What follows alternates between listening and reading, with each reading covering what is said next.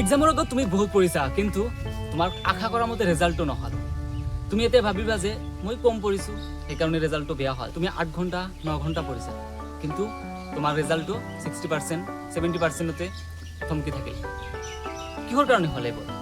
কিছুমান ভুলৰ কাৰণে হয় আৰু সেই ভুলবোৰ আজিৰ ভিডিঅ'ত আলোচনা কৰিম।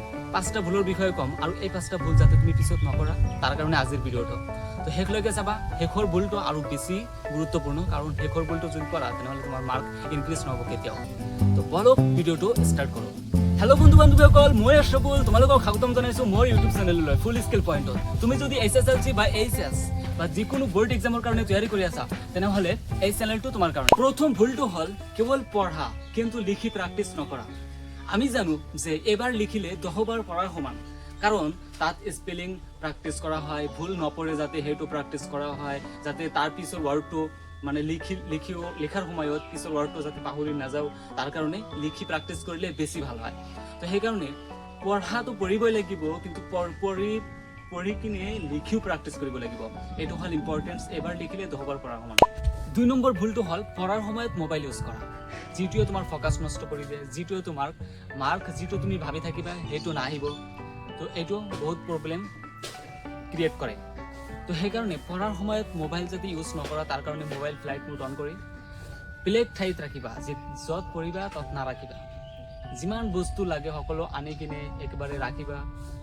বটল লাগে, কলম লাগে, সকলোবোৰ বস্তু আনি কিনে তাৰপিছত পঢ়াত বহিবা। মোবাইল ফোন দূৰত ৰাখিবা যাতে তোমাৰ ফ'কাছটো নষ্ট নহয়, যাতে তুমি পঢ়াটো ৰেগুলাৰ কৰিব পাৰা। 3 নম্বৰ ভুলটো হ'ল এক্সামৰ আগত পঢ়া। গোটেই বছৰত নপঢ়িলা কিন্তু পঢ়া একেবাৰে জমা হৈ গৈছে, এতিয়া এক্সাম আহিছে আৰু এক্সামৰ আগত সকলো পঢ়া তুমি পঢ়িবলৈ ষ্টাৰ্ট কৰি আছা। সেইটোৱে তোমাক কেতিয়াও ভাল মাৰ্কছ আনি দিব নোৱাৰে। তুমি পাছ কৰিব পাৰিবা বা ছেকেণ্ড ডিভিজন পাব পাৰিবা, ফাৰ্ষ্ট ডিভিজন পাব পাৰিবা কিন্তু তোমাৰ 80% 90% আনিব নোৱাৰিবা, যিটো সঁচা, একচুৱেলি সঁচা। কাৰণ তুমি 12টালৈকে পঢ়িছা, 3টালৈকে পঢ়িছা ৰাতি আৰু চাৰিওফালে সকলোৱে ভাবি আছে তুমি বহুত পঢ়ি আছা কিন্তু তুমিও ভাবিছা যে আজি বহুত পঢ়ি আছো, কিন্তু এইটোৱে মাৰ্ক আনি দিব নোৱাৰে। আগৰ পৰাই পঢ়িব লাগিব, ৰেগুলাৰ ক্লাছ কৰিব লাগিব, নোট বনাব লাগিব, সেইবোৰ ৰিভিজনো কৰিব লাগিব। তাৰপিছত যাই কিনে এক্সামৰ আগত জাষ্ট লিখিব লাগিব, অলপ ভাবিব লাগিব আৰু কেনেকৈ মাৰ্কছ আহে সেই বিষয়ে আগত পঢ়িব লাগিব। 4 নম্বৰ ভুলটো হ'ল আনৰ লগত তুলনা কৰা।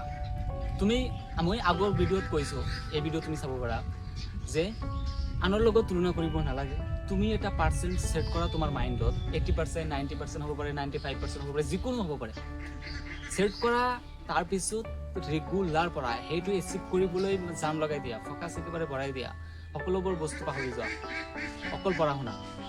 তুমি বেলেগৰ লগত যদি তুলনা কৰা তেতিয়া তোমাৰ ভিতৰত এটা ভয় থাকিব যে তেওঁ আগত গ'লনে, তেওঁ এতিয়া পঢ়ি আছেনে, মানে মই এতিয়া কি কৰি আছোঁ, আৰু এইটোৱে তোমাক ভয় আৰু বেছিকৈ বঢ়াই দিয়ে আৰু তুমি বেলেগৰ খবৰ ল'বলৈ বিচাৰিবা। এইটোৱে তোমাক মাৰ্ক কেতিয়াও ইনক্ৰিজ নকৰে। যেতিয়া তুমি পঢ়িবা, যেতিয়া তুমি নিজৰ ফ'কাছ কৰিবা তেতিয়া তোমাৰ মাৰ্ক ইনক্ৰিজ হ'ব। তো সেইকাৰণে পঢ়াৰ টেবুলত টাইম দিয়া। একেবাৰে লাষ্টৰ ভুল আৰু যিটো ভুলৰ কাৰণে বেছিভাগে মাৰ্ক নাপায় সেইটো হ'ল যিটো আৰু ইম্পৰ্টেঞ্চ। মই প্ৰথমত কৈছোঁ ৰিভিজন পিছলৈ ঠেলি দিয়া। তোমাৰ এটা চেপ্টাৰ কমপ্লিট হ'ল, তুমি সপ্তাহৰ মূৰে সেইটো ৰিভাইজ কৰিব লাগিব, ডিটেইলছ ৰিভাইজ কৰিব লাগিব। তাৰপিছত ৰিভাইজ কৰোঁতে তোমাৰ এনেকুৱা হৈ যাব যে প্ৰথমত 4 ঘণ্টা লাগিছিল ৰিভাইজ কৰোঁতে, তাৰপিছত 2 ঘণ্টা লাগিব, তাৰপিছত 1 ঘণ্টা লাগিব, তাৰপিছত আধা ঘণ্টাতেই এটা চেপ্টাৰ সকলো কমপ্লিট হৈ যাব। সৰু বস্তুবোৰ এনেই মনত থাকিব আৰু যিবোৰ যিবোৰ ইম্পৰ্টেণ্ট সেইবোৰ অকল লিখিব লাগিব। তো ৰিভিজন বহুত ইম্পৰ্টেঞ্চ আৰু এইটো তুমি জমা ৰাখি লাভ নাই। জমা যদি ৰাখা তেনেহ'লে তুমি এক্সামৰ আগত পঢ়িব লাগিব আৰু এক্সামৰ আগত যিটো পঢ়িবা সেইটো মূৰত নোসোমায়, যদিও সোমায় সেইটো তোমাৰ মাৰ্ক ইনক্ৰিজ নকৰিব। তুমি 80% 90% পাব নোৱাৰিবা। তুমি যাতে এই ভুলবোৰ নকৰা আৰু তাৰ কাৰণে ভিডিঅ'টো বনোৱাৰ উদ্দেশ্য সেইটোৱেই মোৰ। আৰু এই চেনেলটোত যদি নতুন হৈছে তেনেহ'লে মোৰ চেনেলটো সৰু, তুমি দেখি আছা, চেনেলটোত এজন মেম্বাৰ হৈ থাকি যাবা, এইটোৱেই মোৰ কামনা। Bye bye.